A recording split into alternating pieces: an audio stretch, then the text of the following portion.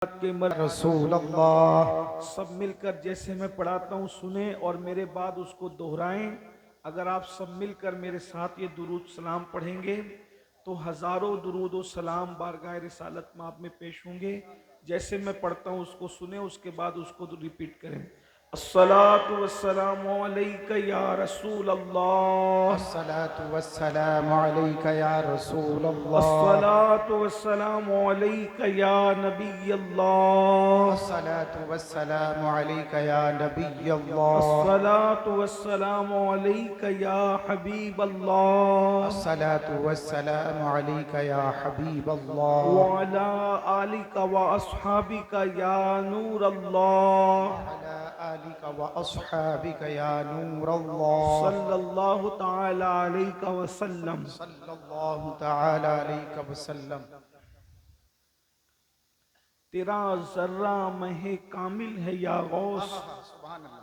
تیرا ذرہ مہ کامل ہے یا غوث، تیرا قطرہ یم سائل ہے یا غوث، تیرا قطرہ یم سائل ہے یا غوث، جو تیرا طفل ہے کامل ہے یا غوث، طفیلی کا لقب واصل ہے یا غوث، کوئی سالک ہو یا واصل ہے یا غوث، وہ کچھ بھی ہو تیرا سائل ہے یا غوث، تو اپنے وقت کا صدیق اکبر، تو اپنے وقت کا صدیق اکبر، غنی و حیدر و عادل ہے یا غوث، ہزاروں تابعی سے تو فضو تر، یہ طبقہ مجملاً فاضل ہے یا غوث، وہ کیا جانے گا فضل مرتضیٰ کو جو تیرے فضل کا جاہل ہے یا غوث، اور کہاں تو نے کہ جو مانگو ملے گا، کہاں تو نے کہ جو مانگو ملے گا، رضا تجھ سے تیرا سائل ہے یا غوث، ہمارا خاتمہ بالخیر ہوگا تیری رحمت اگر شامل ہے یا غوث۔ آج کی یہ محفل قطب الاقطاب، غوث الاغواث، غیاث الکونین، غوث العالمین، محبوب سبحانی، قطب ربانی، شہباز لامکانی، سیدنا شیخ عبد القادر جیلانی حسنی حسینی رضی اللہ تبارک و تعالی عنہ کی بارگاہ میں خراج عقیدت پیش کرنے کے لیے انعقاد پذیر ہے۔ ماشاءاللہ آپ سب سرکار غوثیت مآب کی بارگاہ میں خراج عقیدت پیش کرنے کے لیے حاضر ہیں۔ اللہ تعالیٰ آپ کی میری حاضری کو قبول فرمائے۔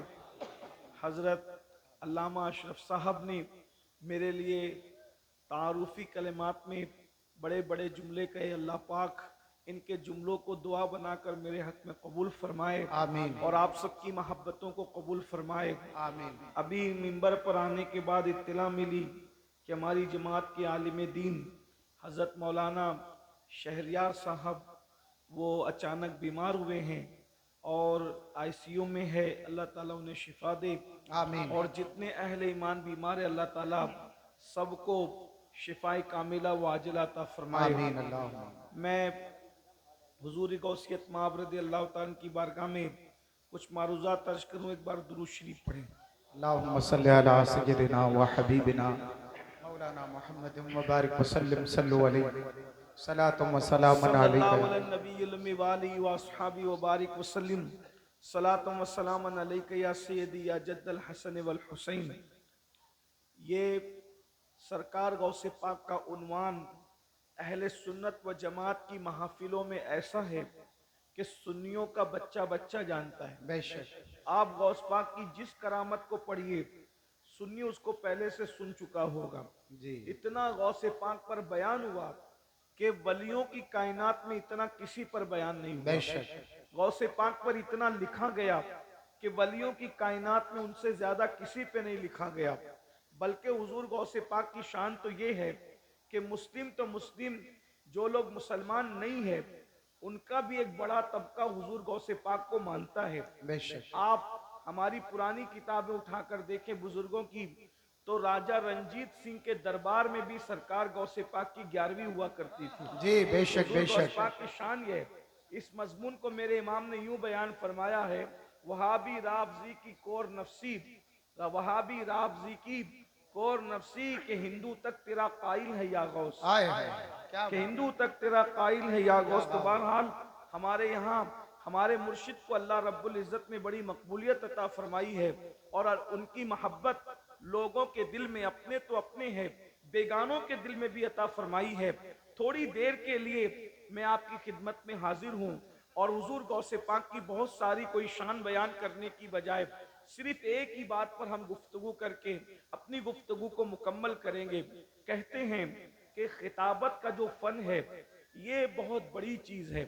اللہ تبارک و تعالیٰ نے جس کو خطیب بنایا، جس کو زبان دی، اس کو بڑی نعمت عطا فرمائی۔ لوگ اس کا مس یوز بھی کرتے ہیں، لیکن ہم اس پر کوئی گفتگو نہیں کرتے، مگر یہ ضرور ہے کہ ہر نبی کو اللہ نے خطابت عطا فرمائی، بے ہر شک نبی خطیب ہوئے ہیں، اس لیے کہ لوگوں کو اللہ کی طرف بلانے کے لیے بہت مؤثر ذریعہ خطابت ہے، واعظ و نصیحت ہے۔ اسی طریقے سے آپ دیکھیں ہندوستان کی سرزمین پر ملک کو آزادی دلانے میں خطابت نے بڑا کارنامہ انجام دیا ہے۔ بے شک اسی طریقے سے دین کی اشاعت کے لیے خطابت نے ایک بڑا کارنامہ انجام دیا۔ جہاں کتابیں نہیں پڑھی جاتی وہاں بھی خطاب سنے جاتے ہیں، اس لیے کہ کتابیں بہت زیادہ علم والے لوگ سمجھتے ہیں، مگر خطاب کو ایک عام انسان بھی سمجھ لیتا ہے۔ اسی لیے خطابت کے ذریعے سے بڑا کام ہوا ہے۔ اللہ اکبر۔ ہم اپنے مرشد حضور غوث پاک کو جب ہم دیکھتے ہیں تو سرکار غوث اعظم جیسا ولی اگر ہمیں کوئی نظر نہیں آتا، غوث پاک جیسا کوئی مفکر ہمیں نظر نہیں آتا، غوث پاک جیسا کوئی معمار قوم و ملت ہمیں نظر نہیں آتا، غوث پاک جیسا عظیم مصلح ہمیں کوئی نظر نہیں آتا، غوث پاک جیسا جیسے مصنف ہمیں کوئی نظر نہیں آتا، غوث پاک جیسا جیسے عظیم صاحب ولایت کوئی نظر نہیں آتا، ویسے حضور غوث اعظم جہاں اپنی شخصیت کے اندر ایک بڑی عظیم ہستی ہے، ہر جہت سے وہ بے مثل و بے مثال ہے، اسی طریقے سے اللہ نے ان کو جو خطابت کا فن عطا کیا تھا، ان کے دور میں آپ جیسا خطیب دنیا نے نہیں دیکھا۔ خطابت کا وہ عالم تھا کہ حضور غوث پاک کی محفل میں ایک وقت میں 70 ہزار لوگ جمع ہوا کرتے تھے، 70,000 لوگ۔ اور یہ کیمرے کتنے ہیں جو بیان ریکارڈ کر رہے ہیں، لیکن اس دور میں کیمرے تو نہیں تھے، لیکن غوث پاک کے خطابات کو ریکارڈ کرنے کے لیے، یعنی ان کو لکھنے کے لیے 400 بندے قلم دوات لے کر کے بیٹھتے تھے اور حضور غوث پاک کا خطاب لکھا کرتے تھے۔ جب غوث پاک خطاب فرماتے تھے تو انسانوں کے علاوہ جنات کا مجمع بھی ہوا کرتا تھا۔ ابھی یہ منتظمین نے کتنی محنت کی ہوگی، تب کہیں جا کر یہ ہزاروں کا مجمع جمع ہے، لیکن 70,000 نہیں ہوں گے۔ جہاں تک میرا خیال ہے کہ اس مجمع میں اتنی محنتوں کے بعد، لاکھوں روپے خرچ کرنے کے بعد ہزاروں آئے ہیں، مگر 70,000 نہیں ہے۔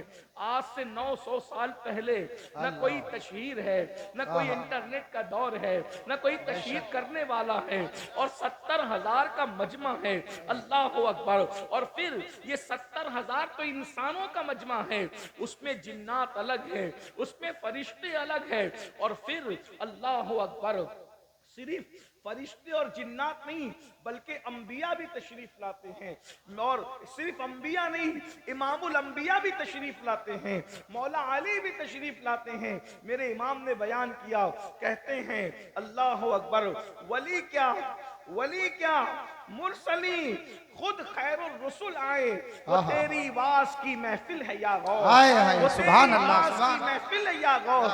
خود حضور سید العالمین تشریف لاتے ہیں، مولا علی تشریف لاتے ہیں۔ اللہ اکبر۔ اور بیان کی چاشنی کیا ہے، بیان کی لذت کیا ہے؟ جو آتا ہے توبہ کر کے جاتا ہے، عیسائی آتا ہے مسلمان ہو کر کے جاتا ہے، یہودی آتا ہے مسلمان ہو کر کے جاتا ہے، مشرک آتا ہے مسلمان ہو کر کے جاتا ہے۔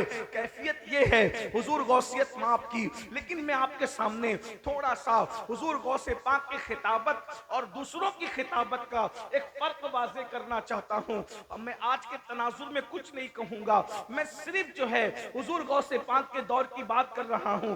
آپ جانتے ہیں میرے بھائی، حضور غوث پاک نے جو انقلاب پیدا کیا ہے، آپ کو محی الدین کا لقب ملا، یعنی دین کو زندہ کرنے والا۔ یہ لقب کسی کو نہیں ملا۔ امت محمدیہ میں یہ لقب صرف حضور غوث اعظم کی خصوصیات میں سے ہے، اسی لیے محی الدین کسی کو نہیں کہا جاتا۔ یہ دین کو زندہ کرنے والی حیثیت شخصیت ہے۔ آپ کیا ہستی ہے۔ آپ کے دور میں دراصل ہوا یہ تھا کہ سرکار غوث پاک کے دور میں جو حکمراں تھے، حکمراں طبقہ مسلمانوں کا بگڑ گیا تھا۔ آپ کو پتہ ہونا چاہیے شراب کا دورہ ہے۔ اللہ اکبر، یہاں تک مورخین لکھتے ہیں کہ ایک مسلمان مالدار کے گھر میں شراب پلانے والی 300 لڑکیاں ہوتی تھی۔ ایک مالدار کے گھر میں مسلمان اتنا عیاش ہو چکا تھا، 800 لڑکیاں گانے والی ہوتی تھی۔ دولت کی وجہ سے لوگ آوارہ ہو چکے تھے، دولت کی وجہ سے لوگ عیاش ہو چکے تھے۔ اور ایک بات آپ کو بتاؤں، حالات یہ تھے حضور غوث پاک کے دور میں کہ مسلمان عیسائی لڑکیوں کے ساتھ جو ہے وہ ان کو اپنے حرم میں لا کے رکھ رہے تھے، یہودی لڑکیوں کو اپنے حرم میں لا کر کے رکھ رہے تھے۔ گویا کہ عیاشی کا کوئی بھی موقع انہوں نے ہاتھ سے جانے نہ دیا۔ اور پھر مذہبی طبقہ مالداروں کے سامنے سرنڈر ہو چکا تھا۔ مذہبی طبقے کا حال یہ تھا، وہ تقریریں کرتے تو لوگوں کو سلانے والی سے مطلب یہ، ارے تمہیں کیا ڈرنا، تم تو مسلمان ہو، تمہیں تو جنت ملنی ہے۔ آپ مجھے بتائیں شرابیوں کو جنت اس طریقے سے بانٹی جائے گی تو کیا وہ شراب چھوڑے گا؟ جواریوں کو جب جنتی کہا جائے گا، آوارہ گردی کرنے والوں کو جب جنتی کہا جائے گا تو کیا وہ برائی سے وہ باز آئے گا؟ وہ توبہ کرے گا؟ اللہ اکبر، قرآن حدیث کو چھوڑ کر منبر سے سب بیان ہو رہا تھا، یہاں تک کہ جھگڑے اہل علم میں یہاں تک پہنچ گئے تھے۔ اور جھگڑا بھی کس بنیاد پہ ہو رہا تھا؟ کالا کلر افضل ہے یا سفید کلر افضل ہے، سفید کلر افضل ہے یا ہرا کلر افضل ہے، یعنی قوم کو بیوقوف بنانے کی ہر پوری کوشش کر لی گئی تھی، اس لیے کہ وہ جانتے تھے جب تک کہ قوم کو لڑائیں گے نہیں اس وقت تک کہ ہم حکومت نہیں کر سکتے۔ اللہ اکبر، قوموں کے نذرانے پر پلنا یہ اس دور کے اہل علم کی پہچان ہو چکی تھی۔ اللہ اکبر، یہاں تک کہ اسلام جو ہے اس حالت میں پہنچ گیا، ایسے لگتا تھا جیسے اسلام معاذ اللہ مٹنے کے قریب ہو گیا، اسلام مرنے کے قریب ہو گیا، لیکن اسلام مٹنے تو نہیں آیا، اسلام مرنے تو نہیں آیا۔ اللہ اللہ، میرے آقا علیہ الصلوۃ والتسلیم کے پیارے دیوانوں، اس وقت اللہ نے قطب الاقطاب حضور غوث اعظم شیخ عبد القادر جیلانی کو پیدا فرمایا، امام حسن اور امام حسین کا وہ شہزادہ جو نجیب الطرفین سید تھا، جس کے بارے میں میرے امام یوں بیان فرماتے ہیں، تو حسینی حسنی کیوں نہ محی الدین ہو، تو حسینی حسنی کیوں نہ محی الدین ہو، اے خضر مجمع بحرین ہے چشمہ تیرا، اے خضر مجمع بحرین ہے چشمہ تیرا، اور شان کیا ہے شکر کے جوش میں جو ہے وہ تجھے کیا جانے، شکر کے جوش میں جو ہے وہ تجھے کیا جانے، خضر کے ہوش سے پوچھے کوئی رتبہ تیرا، ورفعنا لک ذکر کا ہے سایہ تجھ پر، ذکر اونچا ہے تیرا، بول ہے بالا تیرا۔ سرکار غوث اعظم بغداد گئے، بغداد کیپٹل تھا، بغداد راجدھانی تھا۔ اللہ اللہ، جب غوث پاک وہاں پہنچے، مدرسے میں تعلیم حاصل کی، اور اس کے بعد لوگ اپنی اپنی محفلیں سجائے بیٹھتے تھے۔ ایک دن اللہ کے رسول تشریف لائے اور اس کے بعد کہا، بیٹے عبد القادر تم بیان نہیں کرتے؟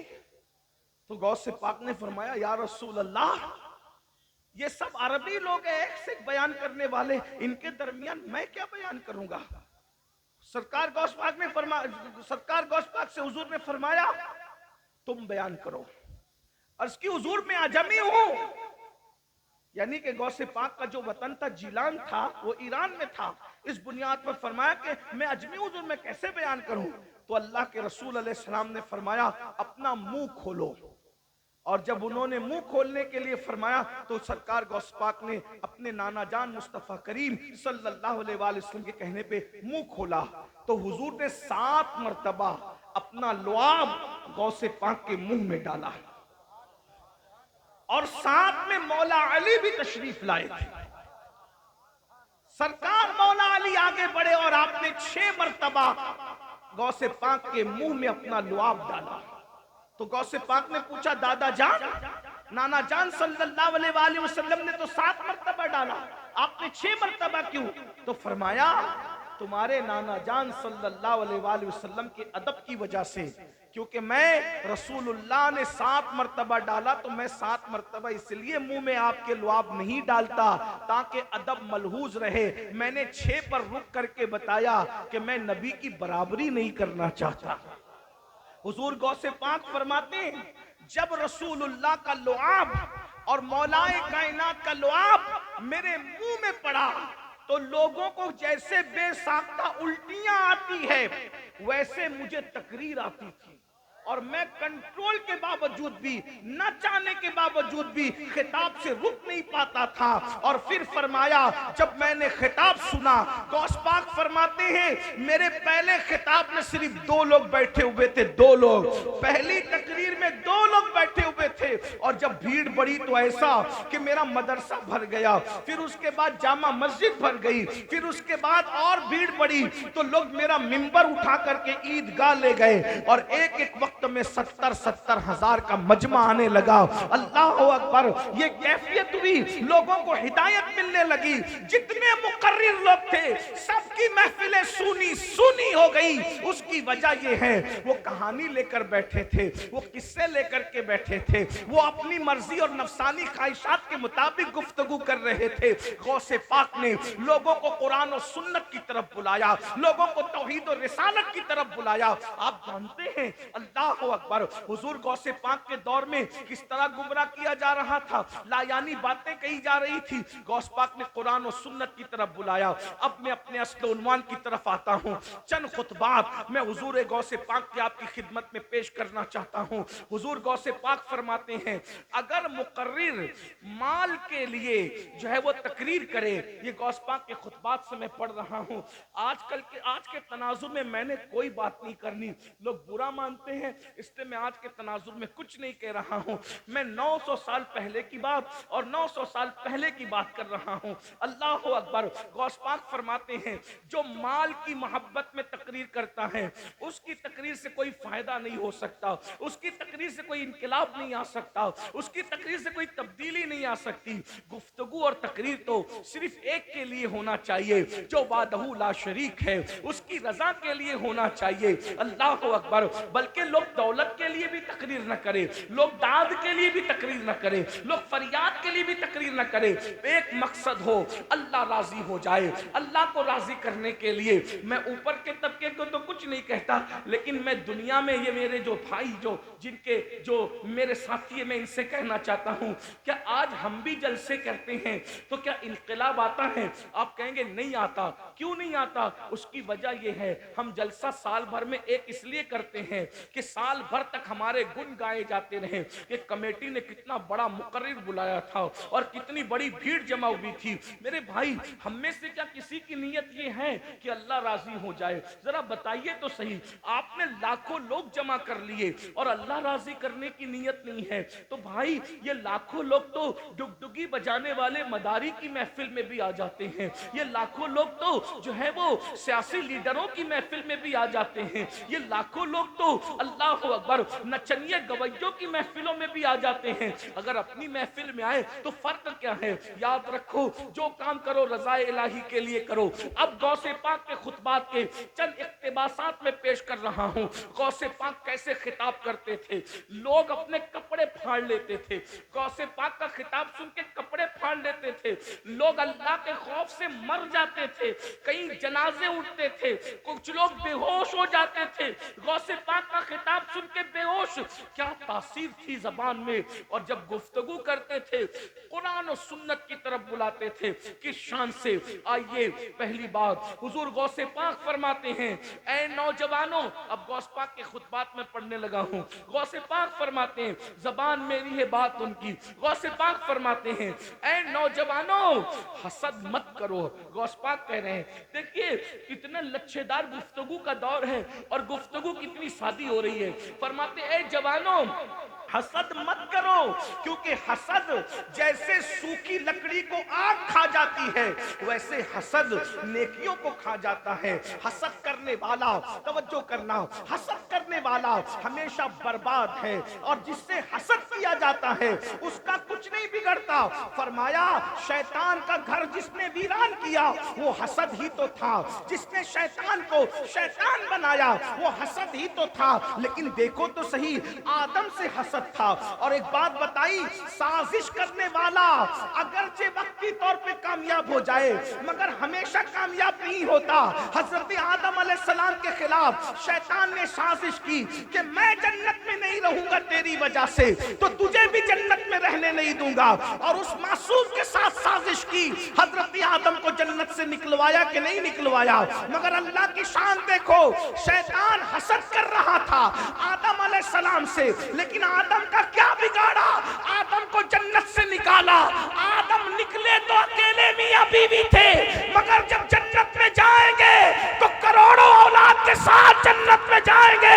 غوث پاک فرماتے ہیں حسد کرنے والے کا بگڑتا ہے، جس سے حسد کیا جاتا ہے اس کا کچھ نہیں بگڑتا۔ سازش کرنے والا برباد ہوتا ہے، جس کے ساتھ سازش کی جاتی ہے اس کا کچھ نہیں بگڑتا۔ دیکھو تو صحیح، اب آپ سے پوچھتا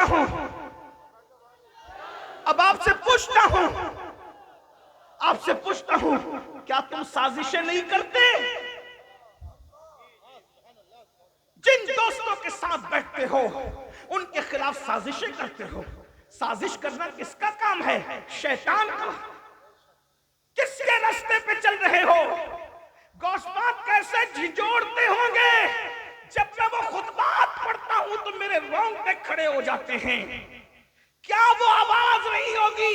ہم لوگ جب تقریر کرتے ہیں ہمارے مقرر لوگ تو اتنے پیار سے بولتے، کیا کہتے ہیں؟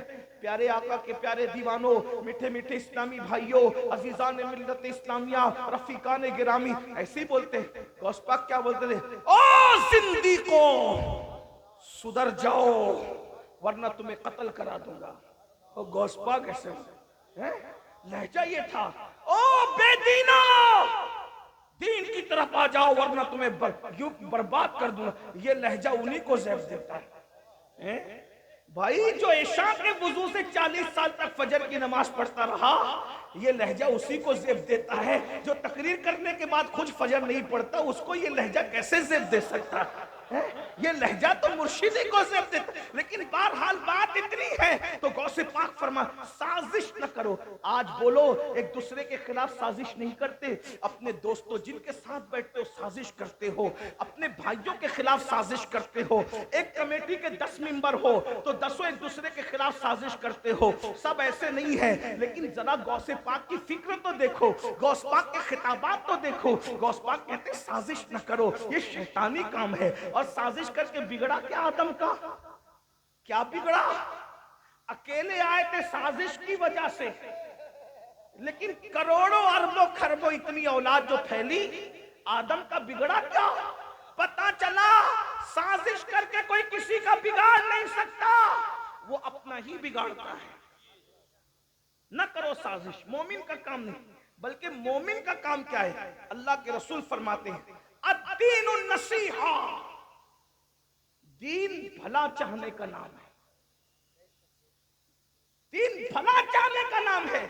سازش کرنا مومن کی شان نہیں، بھلا چاہنا مومن کی شان ہے۔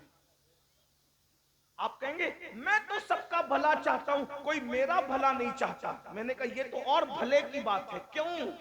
جب تم سب کا بھلا چاہتے ہو تو قدرت تمہارا بھلا چاہتی ہے۔ اب کوئی آپ کا بھلا چاہے نہ چاہے، قدرت جس کا بھلا چاہے اس کا بگاڑ کیا کون سکتا ہے؟ اس لیے میرے بھائیوں سازش سے نکلو۔ یہ غوث پاک کے خطبات کا حصہ ہے جو میں پیش کر رہا ہوں۔ حسد سے نکلو۔ آج کوئی دوست زیادہ خوبصورت ہے تو دوسرے دوست اس سے حسد کرتے ہیں، اگر کوئی مالدار ہے اس سے حسد کرتے ہیں۔ غوث پاک فرماتے ہیں حسد کرنے والا اللہ کا دشمن ہے۔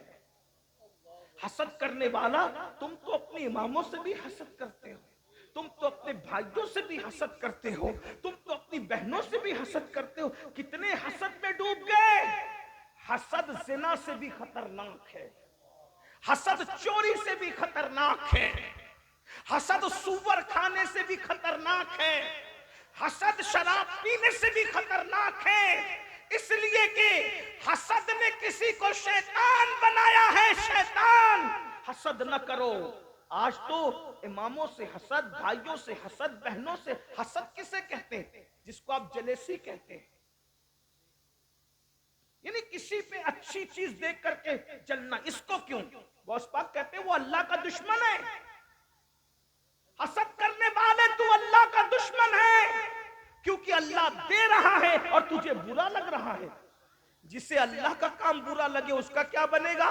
تو غوث پاک فرماتے حسد کرنے والوں کو تو مرتے وقت تو کلمہ بھی نصیب نہیں ہوتا۔ زنا کرتے ہوئے لوگ پکڑا جاتے ہیں، اس لیے لوگ زنا سے ڈرتے ہیں۔ تھوڑا سن لو بابا، بہت تھوڑی دیر، بہت لمبا نہیں کروں گا۔ گھنٹے بھر کا وقت میرے پاس تھا، جس میں سے 20 منٹ تو گزر ہی گئے، 20 سے 25 منٹ گزر گئے، 20-25 منٹ اور بچے ہوئے تو تھوڑا سا دھیان دے لو۔ سب اچھے سے سن رہے ہیں؟ تھوڑا آپ لوگ میرے بھائی سن لو۔ میرا چہرہ دیکھنے کے کیا شوق ہے؟ میں تو کہتا ہوں کہ مجرم کو نہ شرماؤ، احباب کفن ڈھک دو، منہ دیکھ کے کیا ہوگا، پردے میں رہنے دو۔ ہم اپنے آپ کو خوب سمجھتے ہیں، کیا ہے یہ؟ تو اللہ کا کرم ہے کہ اللہ نے میرے گناہوں پہ پردے ڈال رکھا ہے تو آپ محبت کرتے ہو، ورنہ ہمیں اپنی اوقات خود پتہ ہے۔ مور ناچتا ہے تو بڑا خوبصورت لگتا ہے، بعد میں جب وہ اپنے پیروں کو دیکھتا ہے تو اس کو اپنی اوقات پتہ چلتی ہے، میں کیا ہوں، ہم کچھ نہیں ہے۔ جن کا ذکر ہو رہا ہے ان کو سن لو، بس ان کو سن لو۔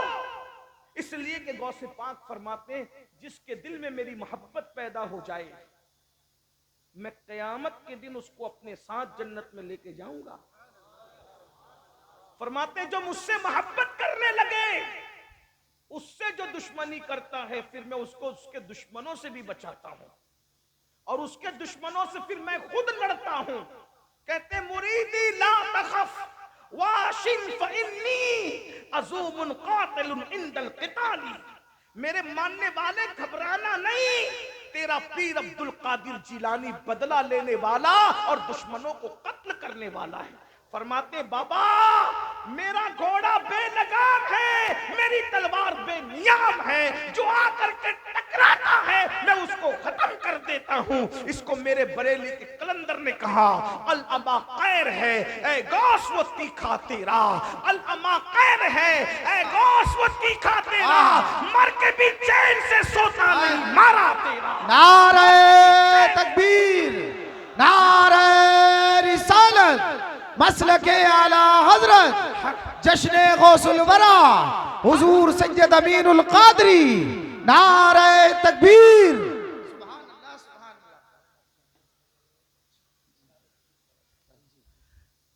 ہر مرنے والا مر کے چین سے سو جائے۔ جیسے کسی کو اللہ نہ کرے کینسر ہے، کینسر میں تڑپ رہا ہے، جب کینسر سے وہ مر گیا، اب مرنے کے بعد اس کو کینسر کا درد نہیں ہوگا کیونکہ وہ مر گیا، اب چین سے سو گیا۔ کسی کو ٹی بی ہے، ٹی بی میں کے مرض میں تڑپ رہا تھا، مر گیا، اب اس کو ٹی بی کا درد نہیں ستائے گا۔ اسی طرح کوئی بیماری ہو، کسی کو کوئی بیماری ہو، مرنے کے بعد وہ درد اس کو نہیں ہوگا۔ لیکن میرے امام کہتے ہیں جس کو غوث اعظم نے مارا ہو، ہر مرا ہوا چین سے سو سکتا ہے، لیکن غوث اعظم کا مارا ہوا چین سے اس لیے نہیں سو سکتا کہ ادھر غوث اعظم نے مارا اور مرنے کے بعد ادھر فرشتے بھی اس کو ماریں گے۔ العما خیر ہے اے غوث وہ تیکھا تیرا، مر کے بھی چین سے سوتا نہیں مارا تیرا۔ اور کہتے ہیں تو ہے وہ غوث کہ ہر غوث ہے شیدا تیرا، تو ہے وہ غیث کہ ہر غیث ہے پیاسا تیرا۔ راج کس شہر میں کرتے نہیں تیرے خدام، باج کس نہر سے لیتا نہیں دریا تیرا۔ اور تو گھٹائے سے کسی کے نہ گھٹے ہے نہ گھٹے، تو گھٹائے سے کسی کے نہ گھٹا ہے نہ گھٹے، جب بڑھائے تجھے اللہ تعالیٰ تیرا۔ وہ مٹ گئے مٹتے ہیں مٹ جائیں گے آدھا تیرے، نہ مٹا ہے نہ مٹے گا کبھی چرچا تیرا، نہ مٹا ہے نہ مٹے گا۔ تو حضور غوث پاک فرماتے حسد نہ دیکھو، حسد ہم نے نیکی کی، جو نیک ہیں ان کی نیکیاں کھا جاتا ہے حسد، جیسے آگ لکڑی کو کھا جاتی ہے۔ ہم نے تو نیکی کتنی کی، حسد مت کرو۔ آج جو قتل ہو رہے ہیں، مرڈر ہو رہے ہیں، حسد کی وجہ سے. ابھی الیکشن کے ایام شروع ہوں گے، دیکھیے پھر کیا حسد ہے. حسد نکل کر آئے گا. میں کوئی سیاسی آدمی نہیں، جتنے ملک نے قانون نے اجازت دی اتنی سیاست میں دلچسپی لو، باقی حسد کر کے اپنی آخرت کیوں برباد کرتے. الیکشن کے بعد مرڈر ہوتے ہیں، الیکشن کے بعد ان کے گھر کی عورتوں کے ساتھ کھیل ہوتے ہیں، صرف اپنے حسد کی آگ کو بجھانے کے لیے. اگر کسی نے کچھ کسی کے ساتھ کر دیا، یہ جادو تک لے جاتا ہے حسد، کرنی کرتب تک لے جاتا ہے حسد. لوگ کہتے ہیں کہ ہر چوتھے آدمی کو شوگر ہے، عامر لوگ کہتے ہیں، میں نہیں کہہ رہا، عامر لوگ کہتے ہیں ہر دوسرے آدمی کو سحر ہے. وجہ حسد. دیورانی جٹھانی پہ کر رہی حسد، ساس بہو پہ کر رہی حسد. یہ حسد کیا ہے؟ اور یاد رکھنا، حسد کر کے تم کسی کو پریشان کرتے ہو، کر سکتے ہو پریشان، اس کو برباد نہیں کر سکتے، اس کو مٹا نہیں سکتے، اس کو ختم نہیں کر سکتے. کیوں؟ شیطان ہلکان کر سکتا ہے، شیطان انسان کو مار نہیں سکتا. یہ آج جو جادو زوروں پر ہے نا، یہ بہنیں پنڈتوں تک جاتی ہے، سادھوؤں تک جاتی ہے، عاملوں تک جاتی ہے، ایسے مولویوں تک جاتی ہے جو کالے کرتب کر کے اپنے آپ کو بھی مولوی کہتے ہیں. کالے کرتب کرنے والا مولوی ہوگا؟ مولوی کا مطلب مولا والا. ہر داڑھی رکھنے والا مولوی نہیں ہوتا. جس کے دل میں اللہ کا ڈر ہوتا ہے وہ عالم ربانی ہوتا ہے. اور 500 1000 میں ایسے کا، اور یہ بھی، اور آپ بھی ڈرتے رہتے ہو، کہتے ہیں اس نے کچھ کر دیا تو کیا. میں نے کہا تیرے رسول نے تو تجھے ایسی حفاظت کا دستہ دیا ہے، ایسی زرہ دی ہے، تم پہنتے کیوں نہیں؟ بہت معافی کے ساتھ حضور نے تمہیں زرہ دے رکھی ہے. زرہ سمجھتے ہو؟ جنگ کے میدان میں جو لوہے کا لباس آتا ہے اس کو زرہ کہتے ہیں. جب وہ پہن کر کے آدمی میدان، ہر بہادر و کمزور و زرہ پہن کے میدان میں آتا، جب میدان میں آتا تو تیر اس پر اثر نہیں کرتے، تلوار اس پر اثر نہیں کرتے، اس کو زرہ کہتے لوہے کا. حضور نے بھی تمہیں زرہ دی ہے. 2 زرہ کا ذکر کرتا ہوں، اور اگر وقت رہا تو تیسری زرہ بھی بتاؤں آپ کو. اپنی طرف سے نہیں، میں کوئی عامل وامل نہیں ہوں، کسی بھی فیلڈ کا عامل نہیں، لیکن ہم تو حضور کے غلام ہیں. ہم ہر چیز میں اپنے بزرگوں کو دیکھتے ہیں. ایسی پاورفل چیزیں تمہارے پاس ہیں، تمہیں کوئی قبرستان میں بیٹھنے کی ضرورت نہیں، چلے چٹی کرنے کی ضرورت نہیں، بس حضور نے تمہیں بتایا. آقا علیہ السلام فرماتے ہیں جو باوضو رہے وہ اللہ کے قلعے میں محفوظ ہو گیا. سبحان اللہ. حضور کی حدیث ہے صلی اللہ علیہ وآلہ وسلم، باوضو آدمی پہ جادو اثر نہیں کر سکتا جب تک وہ باوضو رہے گا. حضور کہہ رہے ہیں، اور کیا فرمایا؟ اللہ کے قلعے میں محفوظ ہو جاتا ہے وضو کرنے والا. ارے کوئی بادشاہ کے قلعے میں محفوظ ہو جائے، اس کا کوئی کیا بگاڑ سکتا ہے؟ جو اللہ کے قلعے میں محفوظ ہو اس کا کوئی کیا بگاڑ سکتا ہے؟ سرکار غریب نواز پہ کیسا جادو کرنا چاہا، ہوا جادو کا اثر ہوا غریب نواز پر، ہوا غریب نواز پہ جادو کا اثر. باوضو رہو، لیکن باوضو کیا رہو گے میرے بھائی، برا مت ماننا. تم تو کھڑے ہو کر پیشاب کرتے ہو، اس کے بعد پانی بھی نہیں لیتے. تمہیں وضو کرنا بھی میرے بھائی لوگ نہیں آتا زیادہ تر. اگر اچھے علماء سے آپ اپنا وضو چیک کرائیں نا تو آپ منہ ہاتھ تو دھوتے ہو، وضو نہیں کرتے. جب عالم کے پاس آپ اپنا وضو چیک کرائیں تو آپ ناکام ہوں گے، جب یہ وضو اللہ چیک کرے گا تو کیسے کامیاب ہوں؟ کمپیوٹر سیکھانا وضو بھی سیکھ لیتے، موبائل چلانا سیکھانا تو غسل بھی سیکھ لیتے، کم سے کم پاک تو رہتے. 3 بچوں کے باپ ہو گئے، غسل وضو نہیں آتا. 3 بچوں کی مائیں ہوگی، وضو سیکھا نہیں. ہر ایک کے لیے وقت دیا، اللہ کے لیے وقت نہیں دیا. اللہ کے بندوں غسل وضو سیکھو. آپ یہ نہ کہنا کہ کس مولوی کو لا کر کے بٹھایا کہ یہ تو ہمیں غسل وضو کی بات کرتا ہے، ہم تو بہت بڑی بات سننے کے لیے آئے تھے. میں نے کہا دیکھو میرا کام ڈاکٹر کا ہے، میں آپ کا میزبان نہیں ہوں، میں ڈاکٹر کا کام سے آیا ہوں. میزبان جو ہوتا ہے وہ مہمان کی پسند کی غذا کھلاتا ہے یا اپنی پسند کی کھلاتا ہے، لیکن ڈاکٹر نہ اپنی پسند کی کھلاتا ہے نہ مہمان کی، کیونکہ مہمان نہیں ہوتا. وہ تو ضرورت کے مطابق دوا دیتا ہے، چاہے مریض اس کو 4 گالیاں دے دے. تو ہم بھی اسی طرح آئے میرے بھائی، نام آپ کے میزبان نہیں ہے. آپ نے ابھی تک وضو نہیں سیکھا، آپ جنت میں کیسے جاؤ گے؟ آپ اپنا وضو چیک کریں نا، کسی عالم سے چیک کرائیں. کبھی سیکھا وضو سیکھنے کے لیے بیٹھے. اب تو آن لائن کلاسیں علماء اہل سنت چلا رہے، علماء آن لائن کلاسز چلا رہے، آدھا پون گھنٹہ نکالو گے نا. بلکہ میں تو کہتا ہوں کسی اچھے عالم کے پاس صرف 2 گھنٹہ بیٹھ جاؤ، آپ کو وہ 2 گھنٹے میں وضو بھی سکھا دیں گے، غسل بھی سکھا دیں گے، نماز بھی سکھا دیں گے. 2 گھنٹے زیادہ وقت نہیں لگتا. اپنا دین بہت آسان ہے. یہ میری بہنیں بیٹھی ہوئی ہیں، اللہ انہیں ان پہ رحمت فرمائے. یہ لوگ بھی کچھ نہیں جانتی. آپ بتائیں جس کی ماں پوری زندگی پاک نہ ہوئی ہو، میں حیا کے پردے میں کہہ دوں، ذرا بتائیں. جب آپ علماء سے پوچھیے، مجھ سے مت پوچھیے، میں بہت چھوٹا آدمی ہوں. جب آپ کو غسل نہیں آئے گا تو آپ پہ جنابت کا غسل فرض ہوگا، جب غسل ہی نہیں آئے گا تو آپ پاک نہیں ہوں گے. تو زندگی بھر جو پاک نہ رہا، اس کے گھر میں نیک اولاد کیسے پیدا ہوگی؟ زندگی بھر جس کی ماں پاک نہ ہو سکی، اس کے گھر میں کوئی ولی قطب ابدال کیسے پیدا ہوگا؟ ولی قطب اور ابدال کے لیے ام الخیر جیسی ماں چاہیے، سبحان اللہ. ابو صالح جیسا باپ چاہیے، تب ولی پیدا ہوتا. بلکہ ولیوں کا سردار پیدا ہوتا. باپ غیاث الدین چاہیے، ماں ماہ نور چاہیے، تب غریب نواز جیسا فرزند پیدا ہوتا ہے. ہمارا کیا حال ہے؟ تو میں عرض کر رہا تھا، حسد سے نکلو. جادو کی تک پہنچا دیا تمہیں حسد نے، سازشوں تک پہنچا دیا. یہ غیبت کی محفلیں کیوں ہیں؟ حسد کی وجہ سے. اللہ کے رسول علیہ السلام کے غلاموں، فرمایا گیا الغیبت اشد من الزنا، کہ غیبت زنا سے بدترین چیز ہے. زنا سے بھی بری چیز کا نام غیبت ہے. جہاں بیٹھتے ہو شادی میں غیبت، جنازوں میں غیبت، محفلوں میں غیبت، مذہبی محفلوں میں غیبت، مسجدوں میں غیبت. رمضان شریف میں بھی ہم اپنی زبان کو غیبت سے بچا نہیں پاتے.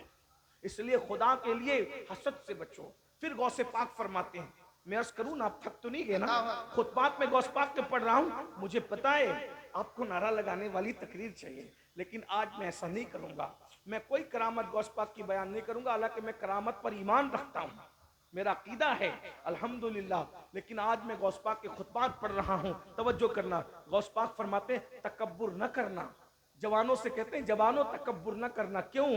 کیونکہ ہر گناہ فاسق بناتا ہے اور تکبر کافر بناتا ہے. واستکبر وکان من الکافرین، اور تکبر کیا کافروں میں سے ہو گیا. تمہیں بائک ملتی ہے مہنگی والی بائک، اس پہ جینس اور ٹی شرٹ پہن لیے اور اللہ نے تھوڑا سا حسن دے دیا تو کتنا گھمنڈ کرتے ہو. کسی کو سلام نہیں کرتے، بوڑھوں کا مذاق اڑاتے ہو، علماء کا مذاق اڑاتے ہو. یہ تکبر ہے نا. مال نے تمہیں گھمنڈی بنایا نا، حسن نے تمہیں گھمنڈی بنایا نا، جوانی نے تمہیں گھمنڈی بنایا نا. غوث پاک فرمانے تکبر نہ کرنا.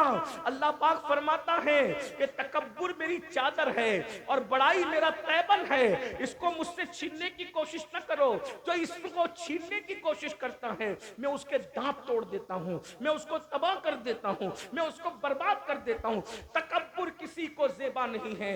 حسن کی بنیاد پر تکبر کرنے والوں، دولت کی بنیاد پر تکبر کرنے والوں، نیکی کی بنیاد پر تکبر کرنے والوں. تکبر کا مطلب اپنے آپ کو کچھ سمجھنا، میں کچھ ہوں. دیکھتے نہیں کوئی آئے تو سلام نہیں کرتے، کوئی سلام کرے تو جواب نہیں دیتے. ارے شادیوں میں اگر کوئی غریب مالداروں کے پاس آ کے بیٹھ جائے تو اپنے سفید کپڑے سمیٹنے لگتا ہے. نادان ہو. اللہ اکبر. اپنے سفید کپڑوں پہ گھمنڈ کرنے والوں، یہ وجود مٹی کی غذا بننے والا ہے. اس وجود کو مٹی نے کھانا ہے. میں تو ایک بات مجھے یاد آئی، اللہ اکبر. ایک مرتبہ مولا مشکل کشا ایک خوبصورت پیالے میں شربت پی رہے.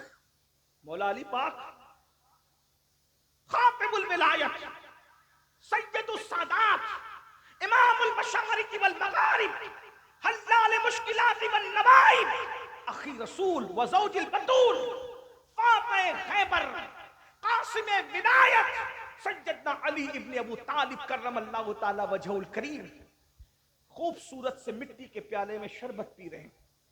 بزرگوں کی نظر دیکھو، بزرگوں کی فکر دیکھو، بزرگوں کے سوچنے کا انداز دیکھو.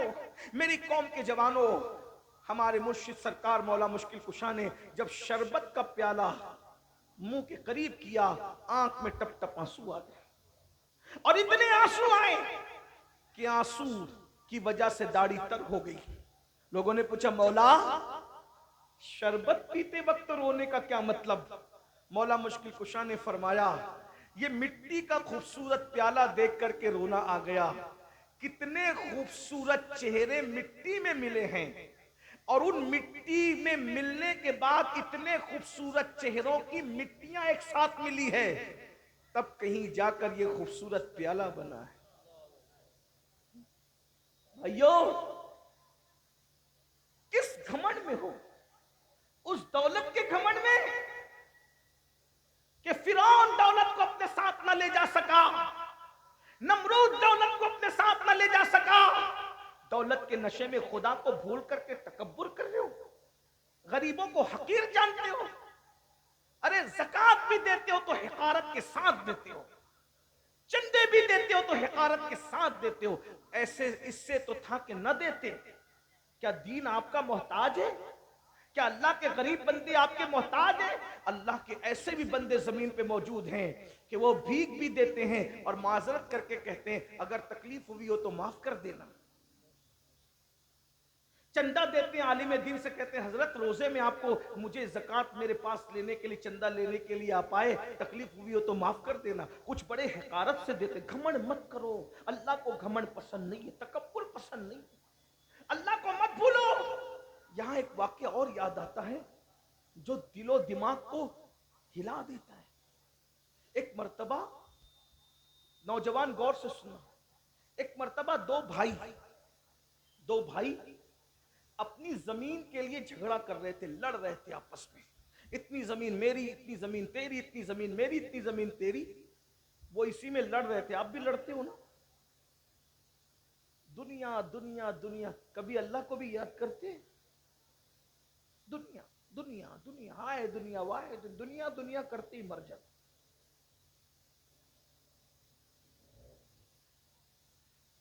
دو بھائی آپس میں زمین اور جائیداد کا جھگڑا کر رہے ہیں. لڑتے لڑتے انہوں نے دیکھا کہ اچانک ایک ٹوٹے ہوئے پیالے سے آواز آئی، او لڑنے والوں ذرا مجھے دیکھو، میری طرف دیکھو، میری بھی داستان اور آپ بیتی سنو. اب ٹوٹا ہوا پیالہ جو زمین پہ پڑا ہوا ہے، اس سے آواز آئے گی تو آدمی کی حیثیت کیا ہوگی، کیا اس کی پوزیشن ہوگی؟ میں اور آپ ہوتے تو بھاگ ہی جاتے. لیکن ان میں کچھ ہمت تھی، انہوں نے مڑ کے دیکھا ایک ٹوٹا ہوا پیالہ پڑا ہے اور اس سے آواز آ رہی ہے. میری بھی تو آپ بیتی سن لو، میری بھی تو داستان سن لو. اور جب یہ آواز آئی تو ان دونوں نے کہا کون ہو تم؟ دھیان سے سننا. تم ہی ہو نا بھائیو، شادیوں کے موقع پر عورتیں نچانے کے لیے لاتے ہو نا،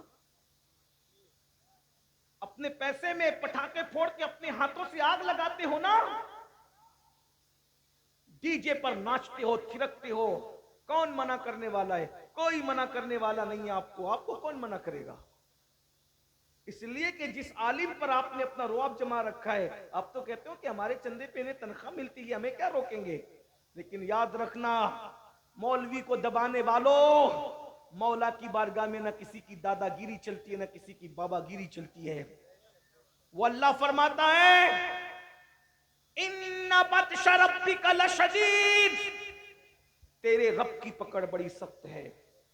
دولت کے بل بوتے پر زنا کے اڈوں کو آباد کرنے والے سن لیں، دولت کے بل بوتے پر شراب کے اڈوں کو آباد کرنے والے سن لیں. آپ ایسے نہیں ہیں، لیکن میری آواز اللہ وہاں تک پہنچائے گا، مجھے امید ہے جس کانوں کو اس کی ضرورت ہے.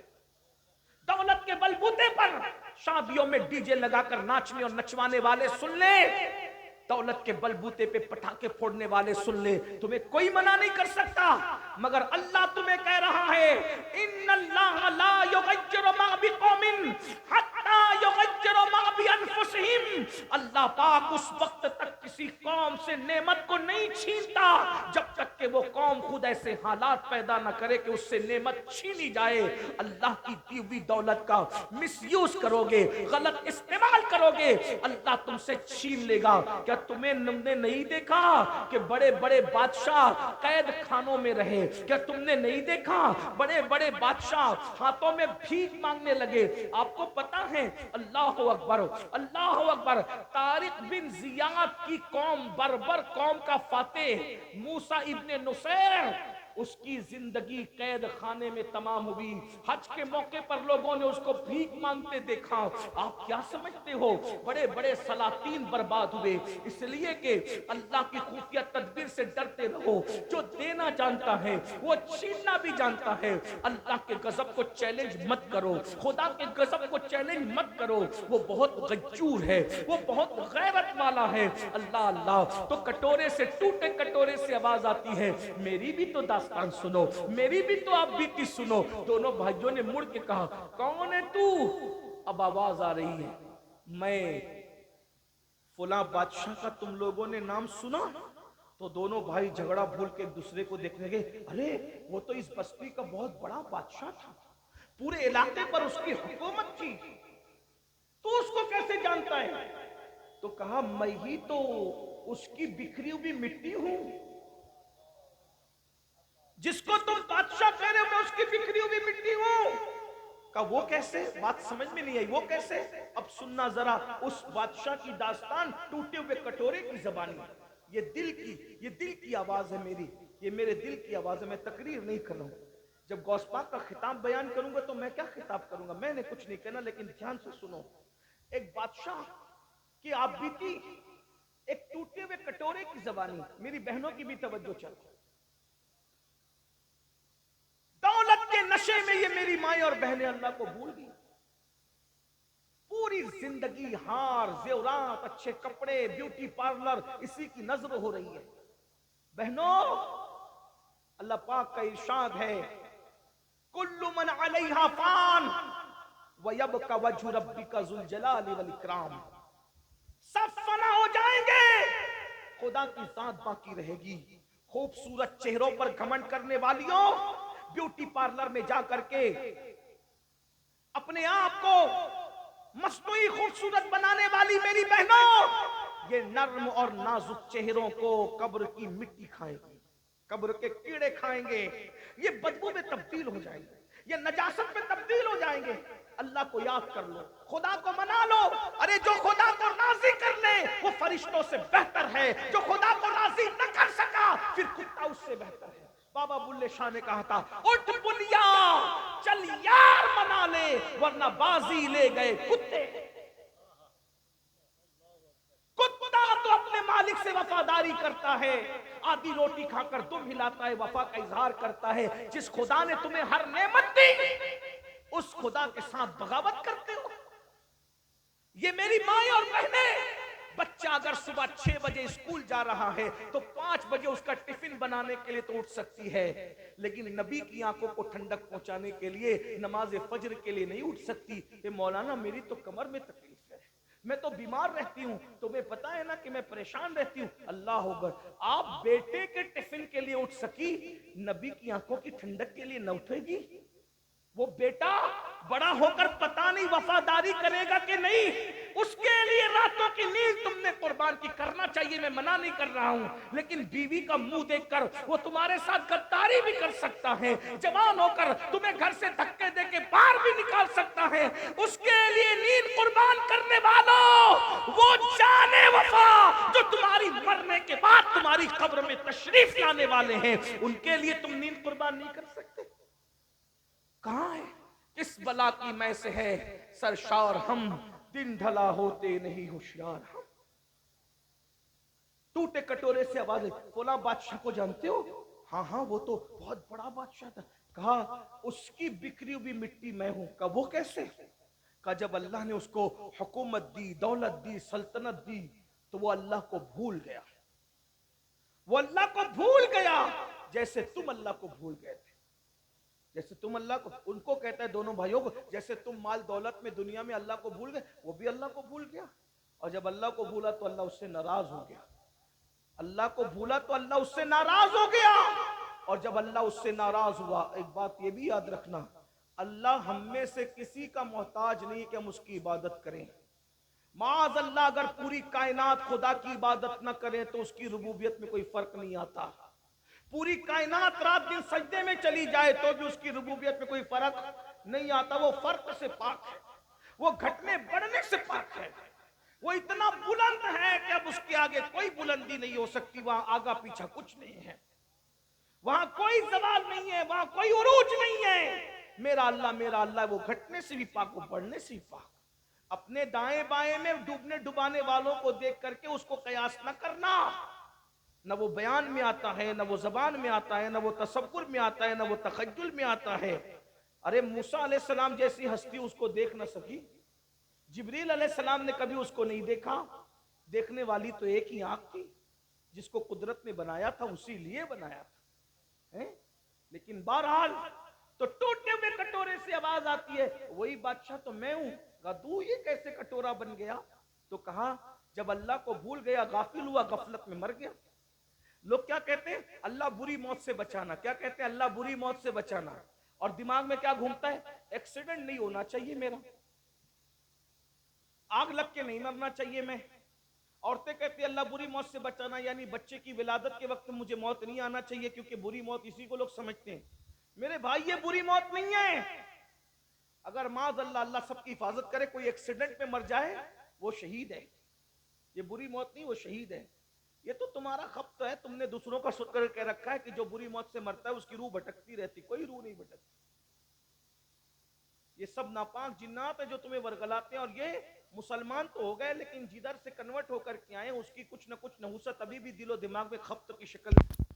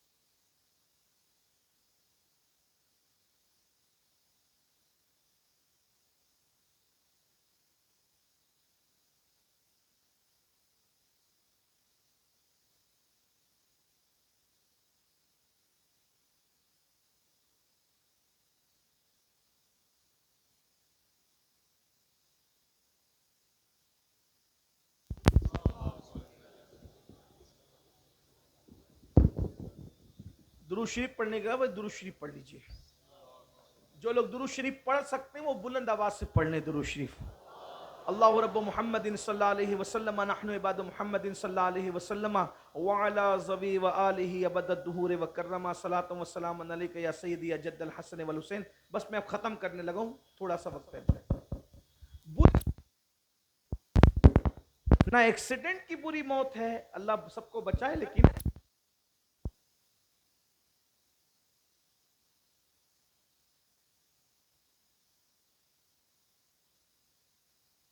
پڑھنے سب لوگ اللہم صلی علی سیدنا مولانا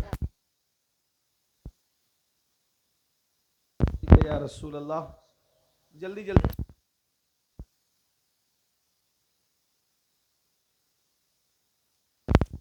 بی کا خیر الخلق کلہم۔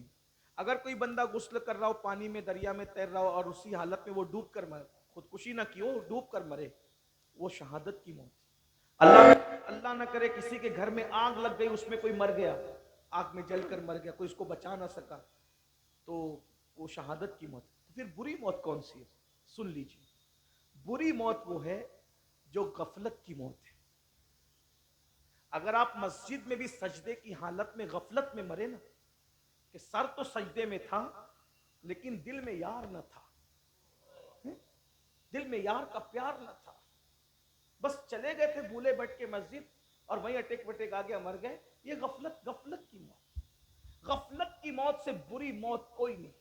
آپ کہیں گے آپ نے سجدے کی، میں نے کہا وہ سجدہ ہی نہیں ہے جس میں یار کی یاد نہ ہو۔ کہنے والے نے کہا تھا نا، کہ اقبال نے کہا تھا، میں جو سر بس سجدہ ہوا کبھی، جو میں سر بس سجدہ ہوا کبھی، تو زمین سے آنے لگی صدا، تیرا دل تو ہے صنم آشنا، تجھے کیا ملے گا نماز میں۔ سجدہ لوگوں کو پتا ہونا چاہیے سجدہ کہتے کسے ہیں۔ ابھی تو زمین پہ تو پیشانی زمین پہ رکھنے کو لوگوں نے سجدہ سمجھ لیا، سجدے کی معرفت تو حاصل کرو۔ اگر 1 منٹ سجدہ کروانے تو دھڑکنیں تیز ہوتی ہے، سجدے میں دھڑکنیں تیز نہیں ہوتی، جو سجدہ سیکھ لیتے ہیں اور لذت سجدہ سے آشنا ہوتے ہیں وہ پوری رات سجدے میں گزارتے تو رات چھوٹی پڑتی ہے مگر سجدہ مکمل نہیں ہوتا۔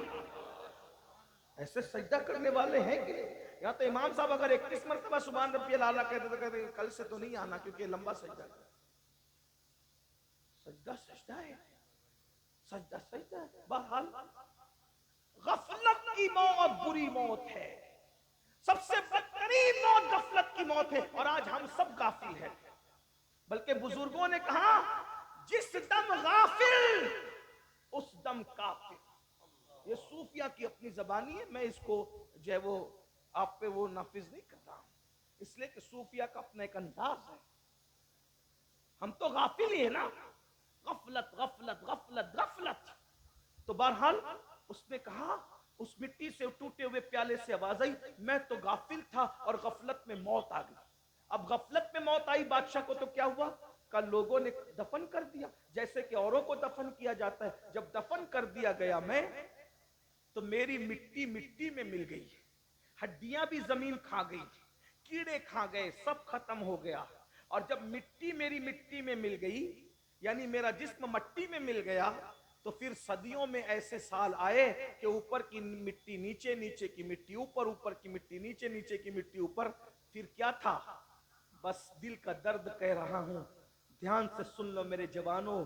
اس ٹوٹے ہوئے پیالے سے آواز آئی، جب میری مٹی مٹی میں مل گئی، مٹی مٹی میں مل گئی، تو مٹی اگرچہ مٹی میں مل جائے، جسم اگرچہ مٹی میں مل جائے، مگر روح باقی رہتی ہے۔ تو ایک ایک ذرے کے ساتھ کیا ہو رہا ہے یہ احساس ہوتا ہے۔ اور حدیث پاک میں آیا کہ جن جن چیزوں سے زندوں کو تکلیف پہنچتی ہے ان چیزوں سے مردوں کو بھی تکلیف پہنچتی ہے۔ تو اس ٹوٹے ہوئے پیالے سے آواز آئی، تھا تو کبھی بادشاہ، مگر جب مٹی مٹی میں مل گئی تو لوگ میرے اوپر پیشاب کرتے تھے، میرے منہ پہ پاخانہ کرتے تھے۔ میرے بھائیوں، ایک منزل آپ پر بھی وہ آ سکتی ہے، مرنے کے بعد جب لوگ ہماری مٹی پر پیشاب کریں گے تو ہمارا کیا بنے گا؟ لوگ ہماری مٹی پہ پاخانہ کریں گے تو ہمارا کیا بنے گا؟ ارے قبروں پر کتے گھومیں گے تو کیا بنے گا؟ یہ غافل لوگوں کا حال ہے۔ اللہ اکبر، خدا کے لیے دنیا ہی سب کچھ نہیں ہے، یہ دنیا چند دن کی ہے، یہ دنیا چند لمحے کی ہے۔ ارے میرے بھائی، تمہیں کس نے منع کیا مال نہ کماؤ، عزت نہ کماؤ، اچھا کھانا نہ کھاؤ؟ کس نے منع کیا؟ اچھا کھاؤ، اچھا پہنو، مال کماؤ، سب کرو، انجوائے کرو، مگر حرام کام مت کرو، اللہ کی نافرمانی مت کرو، اللہ کو مت بھولو، روزی پاکے رزاق کو مت بھولو، کچھ وقت نماز کے لیے نکالو، کچھ وقت عبادت کے لیے نکالو، اللہ کے لیے کچھ ٹائم نکال لیا کرو۔ میرے بھائیوں، جس اللہ نے ہمیں پوری زندگی دی ہے، 10 منٹ کا ٹائم اس کے لیے نہیں ہے آپ کے پاس، ہم سے بڑا بے وقوف کون ہوگا؟ ہم سے بڑا ناہنجار کون ہوگا؟ ہم سے بڑا غدار کون ہوگا؟ میرے بھائی، ہم نے واٹس ایپ کو تو گھنٹوں دیے، اپنے اللہ کے لیے 10 منٹ نہیں ہے۔ اللہ اللہ، ہم نے فیس بک کو تو گھنٹوں دیے، اپنے اللہ کے لیے 10 منٹ نہیں ہے۔ یعنی معاذ اللہ، جتنی اہمیت آپ واٹس ایپ کو دے رہے ہیں اتنی اہمیت بھی آپ اللہ کی عبادت کو نہیں دے رہے ہیں۔ آپ کون سے مسلمان ہو میرے بھائی؟ آپ کیسے مسلمان ہو میرے بھائی؟ ارے اللہ سے پیار کرنے والے تو وہ تھے کہ پہلی رات کی دلہن چھوڑ دی اللہ کے لیے اور جام شہادت نوش کر لیا۔ پھر اللہ نے دیکھو، جو اللہ سے پیار کرتا ہے اللہ اس سے کیسے پیار کرتا ہے؟ توجہ ہے آپ کی؟ جو اللہ سے پیار کرتا ہے اللہ اس سے کیسے پیار کرتا ہے؟ اللہ اس کے لیے قانون بدل دیتا ہے۔ جو اللہ سے پیار کرے اللہ اس کے لیے قانون بدل دے۔ ان علماء سے پوچھو، اللہ کے رسول کی حدیث بخاری شریف کی، جہاں جنبی ہوگا، یعنی جہاں پر غسل جنابت کسی پہ فرض ہے، ناپاک آدمی ہوگا، وہاں رحمت کے فرشتے نہیں ہوں گے۔ جہاں غسل جنابت فرض والا آدمی ہے وہاں رحمت کے فرشتے نہیں ہوں گے۔ لیکن اے سرکار حنظلہ، آپ کی عظمتوں پہ قربان، جہاں جنابت ہے وہاں رحمت کے فرشتے نہیں ہیں، مگر حنظلہ جنابت میں ہے اور رحمت کے فرشتے غسل دیتے نظر آ رہے ہیں۔ وجہ کیا ہے تو پتا چلے گا، حنظلہ نے خدا رسول کی محبت میں اپنی جان کو قربان کر دیا تو فرشتے رحمت کے ان کو جنابت کا غسل دیتے نظر آ رہے ہیں۔ قانون بدل دیا گیا، قانون بدل دیا گیا۔ اندازہ تو کریں، توجہ تو کریں، ہم اللہ کی محبت کی قدر ہی نہیں کرتے۔ سب کو ٹائم دے رہے ہیں، 5 وقت کی نماز کے لیے 50 منٹ لگتے ہیں، کیا جاتا ہے؟ ہر محفل میں اس پہ زور دیتا ہوں، کیونکہ میرا مشن ہے لوگ اللہ سے ایک بار جڑ جائیں، اور اللہ سے جڑنے کا پہلا زینہ نماز ہے، آسان طریقہ نماز۔ میرا دل چاہتا ہے کہ میری قوم جتنا جلسوں میں آتی ہے نا، اتنا فجر کی نماز میں ہمارا کام پورا ہو گیا انشاءاللہ۔ اس لیے کہ جو قوم نمازی بن جائے اس کو اصلاح معاشرہ کے جلسے کی ضرورت ہی نہیں ہے، کیونکہ جو نمازی بنتا ہے اس کو اللہ خود سدھار دیتا ہے۔ ان الصلاۃ تنہا عن الفحشاء والمنکر، نماز ہر برائی اور بے حیائی سے روک لیتی ہے۔ اس قوم کو صرف نمازی بنا دو، یہ قوم ہر بے حیائی سے رک جائے گی، ہر برائی سے۔ ابھی آپ پلٹ کے یہی سوچ رہے ہو نا، لیکن ہمارے محلے کے نمازی تو ابھی تک سود کھاتے ہیں۔ میں نے کہا وہ نمازی نہیں ہے بھائی، میں نے کہا نمازی کہلانا اور ہے، نمازی بن جانا اور ہے۔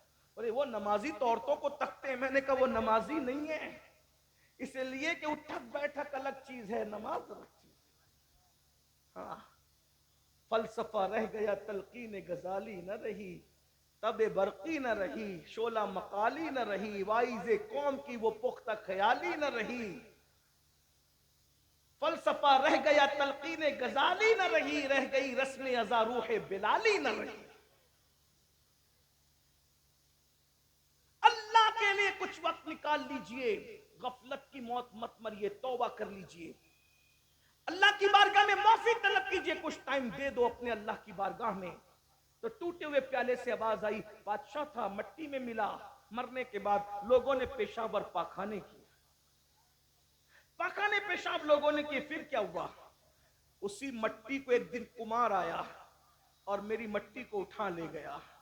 جب اٹھا لے گیا تو مٹی کو سڑایا، اس میں گوبر ملایا۔ ہائے ہائے، یہ بادشاہ کی مٹی کا حال دیکھو، یہ بادشاہ، غافل لوگوں کا انجام دیکھو۔ اللہ غیور ہے، وہ خفیہ تدبیر فرمانے والا ہے، وہ خفیہ تدبیر فرمانے والا ہے۔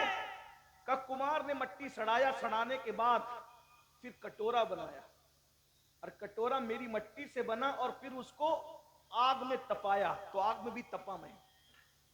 احساس تو زندہ تھا نا، ذرے بکھر چکے تھے لیکن احساس تو زندہ تھا، پیشاب ہو رہا ہے، پاخانہ ہو رہا ہے، سڑایا جا رہا ہے، بنایا جا رہا ہے، اور آگ میں جلایا بھی گیا، تب میں کٹورا بنا۔ اور کٹورا بنا کر کے مجھے جب بازار میں بیچا گیا تو میں بکا بھی۔ جو کبھی بادشاہ دوسروں کو خریدتا تھا، آج وہ بازار میں اس کی مٹی بک رہی ہے۔ میرے بھائیوں، یہ دنیا، اللہ کی خفیہ تدبیر سے ڈرو، توبہ کرو۔ کہ مجھے بازار میں بیچا گیا، جب میں بازار میں بکا کٹورے کی شکل میں، تو پھر اس میں کھانا کھایا گیا، پانی پیا گیا، یہ کیا گیا، وہ کیا گیا۔ پھر ایسا ہوا کہ کسی کی ٹھوکر مجھے لگی، اور میری کسی کی ٹھوکر نے مجھے ٹکڑے ٹکڑے کر دیا، اور آج مجھے یہاں لا کر کے پھینک دیا گیا۔ تم کو زمین پہ لڑتا ہوا دیکھ کر کے میں سوچ رہا ہوں کہ چلو میں فائدہ نہ اٹھا سکا نصیحتوں سے، تم کو نصیحت کر دوں، اس لیے سدھر جاؤ، سنور جاؤ، اس طرح دنیا سے محبت نہ کرو۔ تب دونوں بھائی کو سمجھ میں آیا، جب بادشاہوں کا یہ حال ہوا مرنے کے بعد، ہمارا کیا حال ہوگا۔ بس میں بھی اسی بات پر اپنی بات کو مکمل کر لیتا ہوں، ٹائم زیادہ ہو گیا۔ انشاءاللہ غوث پاک کے خطبات کے جو اقتباسات میں نے چھیڑے تھے پھر کبھی پڑھوں گا۔ اللہ تعالی ہم سب کو توفیق دے، اللہ ہمیں سنوار دے، ہماری زندگیوں میں انقلاب پیدا کر دے، اللہ ہمیں غفلت سے نکال دے، حسد سے نکال دے، تکبر سے نکال دے، گھمنڈ سے نکال دے۔ اللہ پاک نماز کے لیے ہمیں وقت نکالنے کی توفیق عطا۔ علماء کرام کریں 2-4 منٹ کچھ اور بات کر لیں۔ تو آئیے، میں نے جو کہا تھا وہ جو بات چل رہی تھی اسی سے کنیکٹ بات کر دو تھوڑی سی، کیونکہ علماء کرام کا حکم ہے، اس لیے اللہ اکبر۔ تو پہلی چیز جو آپ کے پاس جو حفاظت کا ذرا ہے وہ وضو ہے، اور دوسری چیز میرے آقا فرماتے ہیں نماز۔ اللہ کے رسول فرماتے ہیں کہ جو بندہ نماز پڑھتا ہے اللہ تبارک و تعالیٰ اس کو اپنی حفاظت کی زرہ پہنا دیتا ہے، اور اس سے جو دشمنی کرتا ہے اس سے اللہ لڑتا ہے۔ دیکھیے تو صحیح ذرا غور تو کیجئے کہ اس سے جو لڑتا ہے اس سے اللہ لڑتا ہے، اس سے اللہ انتقام لیتا ہے۔ اور حدیث پاک میں آیا کہ جو بندہ نماز پڑھتا ہے، جو بندہ نماز پڑھتا ہے اس بندے کا حال یہ کہ اللہ اس کے ساتھ وعدہ فرماتا ہے کہ جو نماز پڑھے گا ہم اس کو بے حساب جنت میں داخل کریں گے، اس کو عذاب میں گرفتار نہیں کریں گے، اس کو عذاب میں مبتلا نہیں کریں گے۔ کیوں؟ اب بتاؤ، جب نماز پڑھنے والے کو اللہ اپنے عذاب میں گرفتار نہیں کرتا تو پھر اللہ اس کو دنیا کی مصیبتوں میں کیسے گرفتار کرے گا؟ اللہ کے بندو، آج ہر بندہ پریشان ہے، مالدار بھی پریشان، غریب بھی پریشان، خوبصورت بھی پریشان، کم خوبصورت بھی پریشان، اور سب لوگ آ کر کہتے ہیں حضرت دعا کریں۔ اچھی بات ہے، اللہ کے نیک بندوں سے دعا کرانا چاہیے، لیکن ایک بات کہتا ہوں، یہ جو پریشانیاں ہیں، یہ جو تکلیفیں ہیں، یہ جو بلائیں کیوں ہیں؟ قرآن کہتا ہے وَمَا أَصَابَكُم مِّن مُّصِيبَةٍ فَبِمَا كَسَبَتْ أَيْدِيكُمْ، کہ تم پر جو کچھ مصیبت آتی ہے وہ تمہارے گناہوں کی وجہ سے آتی ہے، وہ تمہارے ہاتھ کی کمائی کی وجہ سے آتی ہے۔ غوث پاک کے خطبات میں پڑھ رہا تھا، آئیے خطبے کا ایک اور میں پوائنٹ آپ کے سامنے رکھ دوں، حضور غوث پاک کے خطبے کا۔ حضور غوث پاک رضی اللہ تعالیٰ فرماتے ہیں کہ آپ نے حسد اور تکبر کے بارے میں سنا۔ غوث پاک فرماتے ہیں اگر چاہتے ہو کہ تم کامیاب ہو جاؤ، بس یہ آخری پوائنٹ ہے، علماء نے حکم دیا تو میں یہ بات آخری پوائنٹ کے طور پہ رکھ رہا ہوں، خطبات تو آپ کے بہت سارے ہیں۔ غوث پاک فرماتے ہیں اگر کامیابی چاہتے ہو دنیا اور آخرت کی، میں بطور مفہوم پڑھ رہا ہوں، اپنی عبادت کا رنگ چاہتے ہو، دیکھو آج اپنی عبادت کا رنگ ہم پر نہیں ہے، ہمارے چہرے عبادت کے باوجود ویسے نہیں ہے جیسے عبادت گزاروں کے ہوتے ہیں، ہماری صحت ایسی نہیں ہے جیسے عبادت گزاروں کی ہوتی ہے۔ وجہ کیا ہے؟ اب غوث پاک اس کی وجہ بیان کرتے ہیں، فرماتے ہیں کہ اگر عبادت کا رنگ چاہتے ہو، عبادت کا فائدہ چاہتے ہو، دنیا میں کامیابی چاہتے ہو، تو حلال روزی کو لازم پکڑو، رزق حلال کھاؤ، حلال کے سوا کچھ مت کھاؤ۔ آپ بھائی اپنا لقمہ چیک کیجئے، آج کیا ہم حلال کھا رہے ہیں؟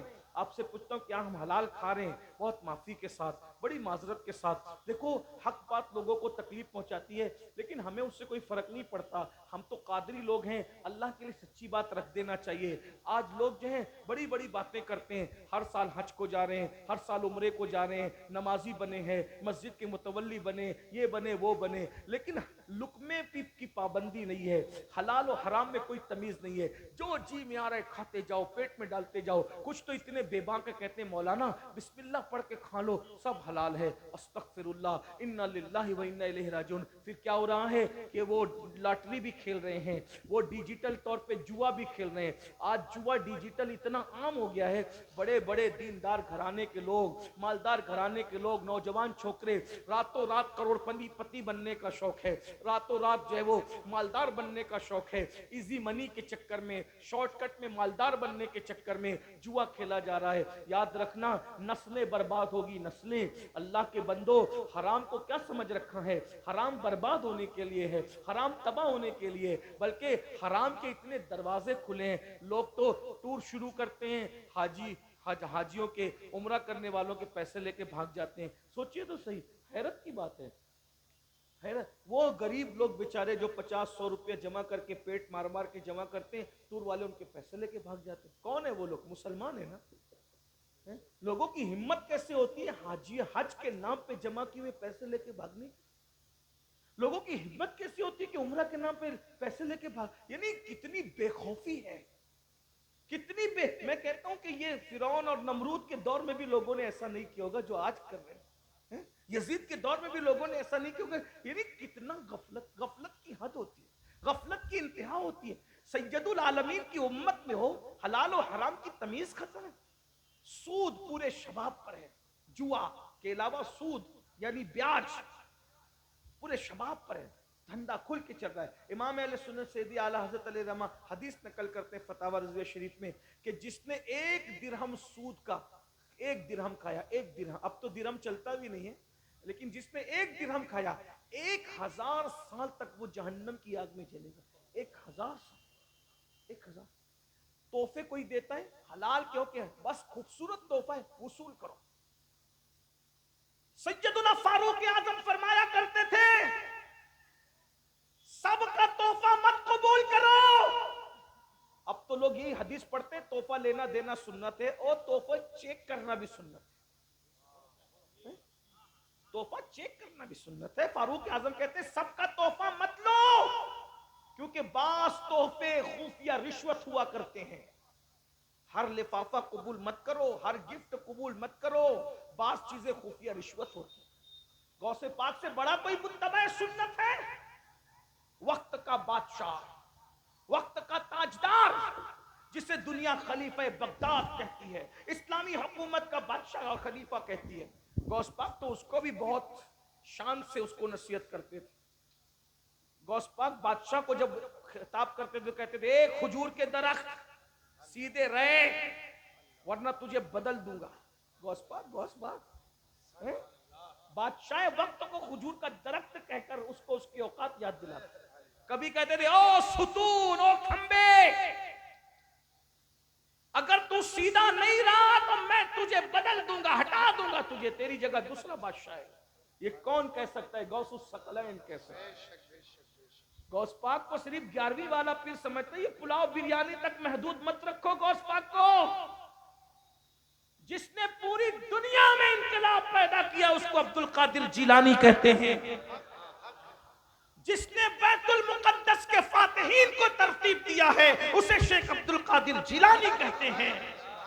عیسائیوں کے قبضے میں گئے ہوئے بیت المقدس کو چھیننے کے لیے جس نے شیر نر صلاح الدین ایوبی کی شکل میں پیدا کیا ہے اس کو شیخ عبد القادر جیلانی کہتے ہیں.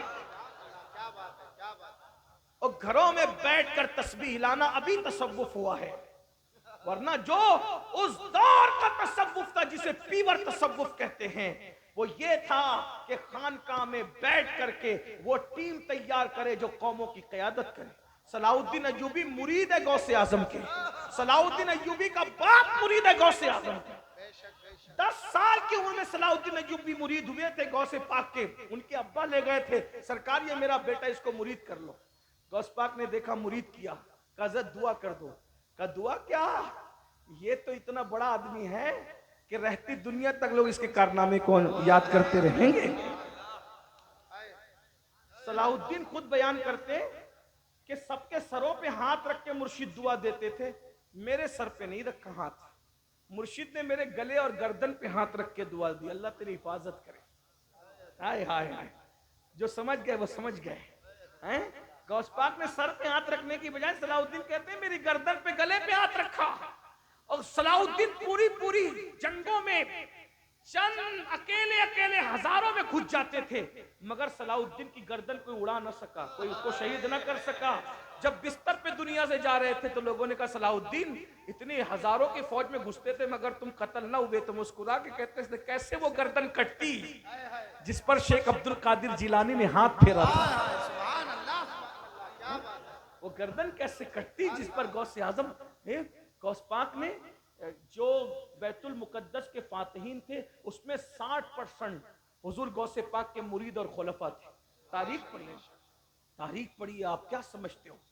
غوث پاک کے مدرسے سے ایک وقت میں 3-3 ہزار علماء اور فاضل فارغ ہوتے تھے اور غوث پاک اپنا پورا مدرسہ اپنے خرچے سے چلاتے تھے. چندے کا کوئی سسٹم نہیں تھا، بادشاہ سے کچھ نہیں لیتے تھے. ابھی میں بتانے لگا ہوں آخری بات کے طور پہ کہ بادشاہ کی حالت کیا کر رکھی تھی.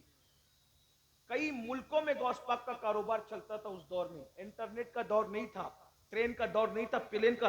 کئی ملکوں میں غوث پاک کا مال تجارت جاتا تھا. اتنے مالدار تھے غوث پاک کہ روزانہ نئے کپڑے پہنتے تھے اور دوسرے دن اس کو فقیر کو پہنا دیتے تھے. یہاں تو عالم اگر کرانہ دکان کھول لے تو پوری بستی کو تکلیف ہوتی ہے کہ یہ مولوی ہے کیسا جو کرانہ دکان چلے. غوث پاک تاجر ہے پھر بھی بڑا پیر مانے گا، اور امام نے کرانہ دکان کھول دی تو اس کو امام ماننے تیار. یہ کیا فکر ہے؟ ارے کوئی تاجر سے کم ہے آپ کے یہاں؟ جس کا کلمہ پڑھتے ہو وہ نبی ملک شام تک جاتے تجارت کرنے. جس کے مقلد ہو وہ امام اعظم بھی تاجر تھے اور جس کے مرید ہو وہ غوث اعظم بھی تاجر تھے.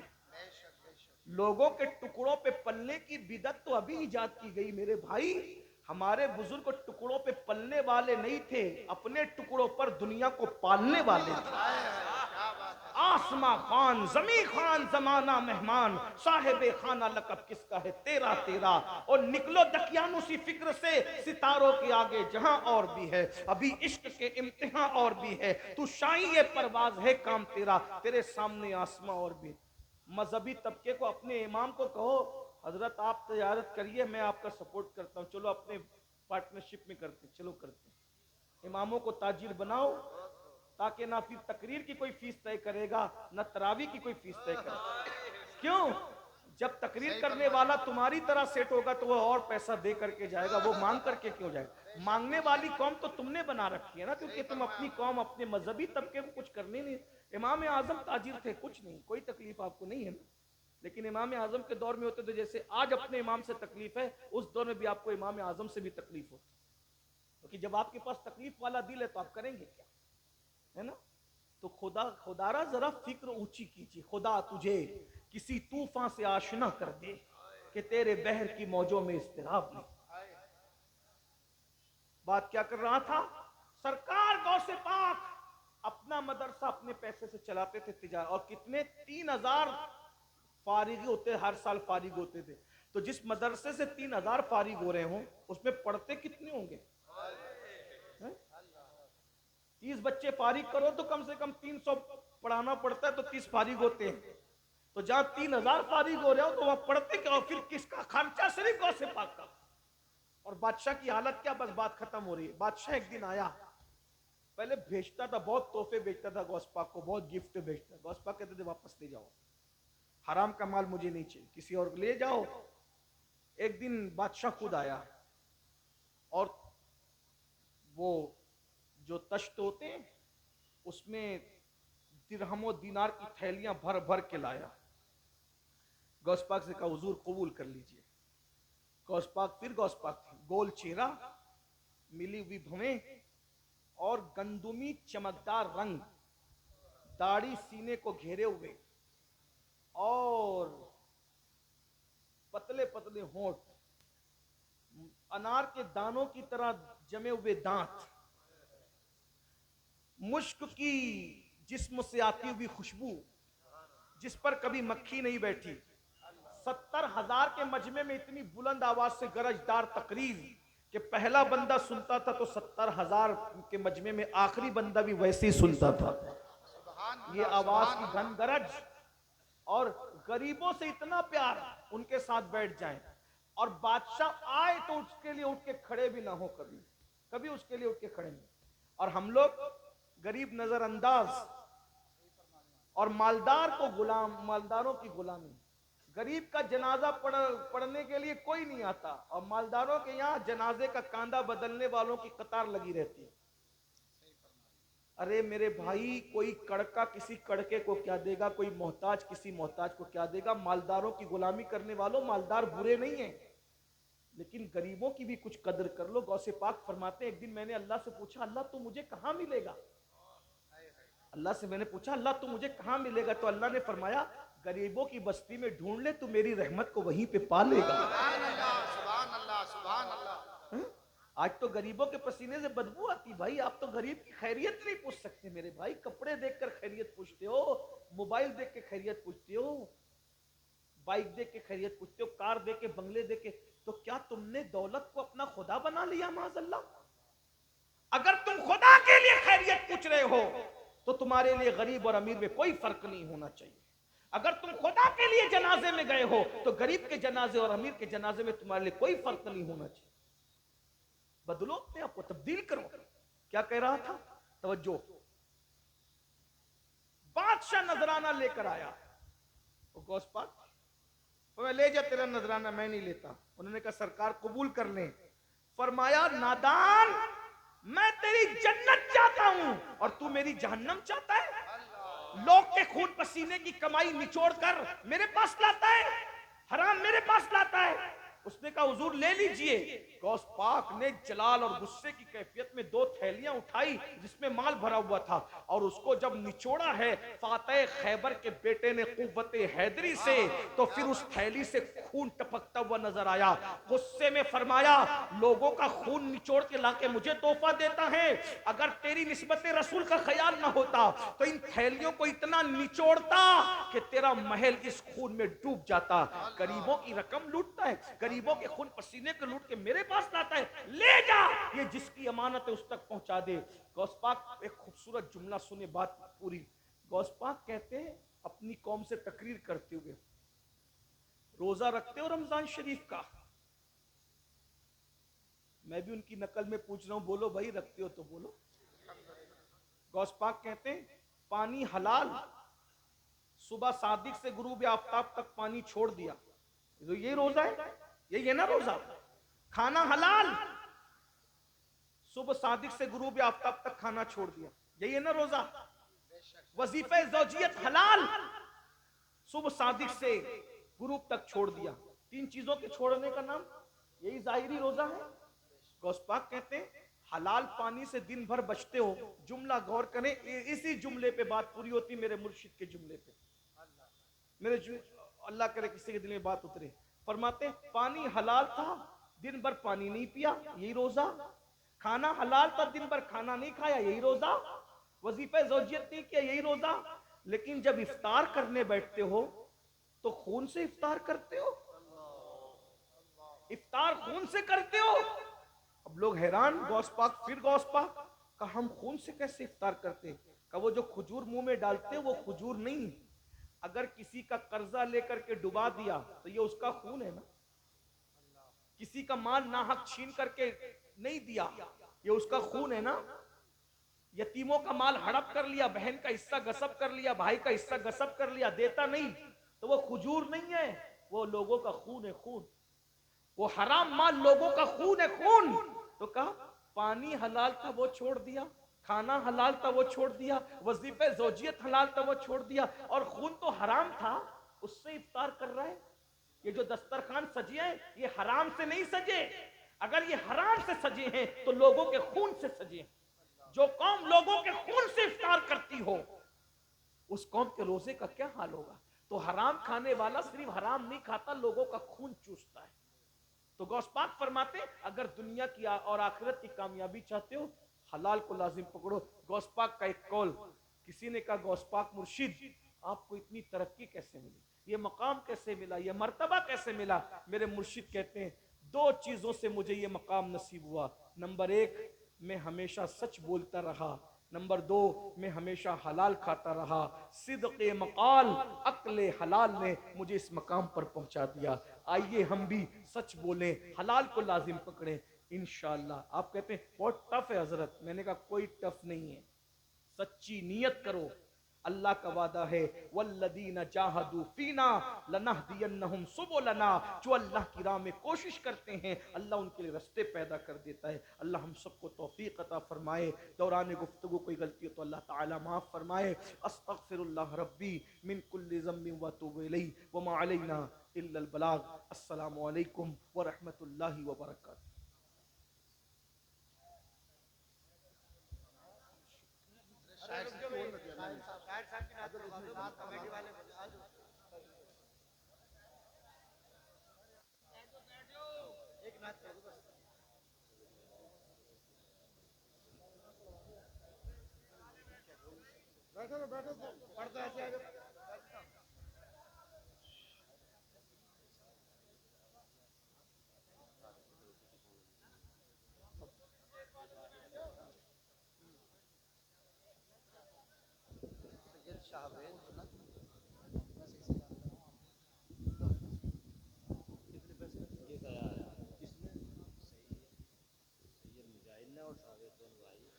ماشاءاللہ سبحان اللہ، یہ سید شاویز بھائی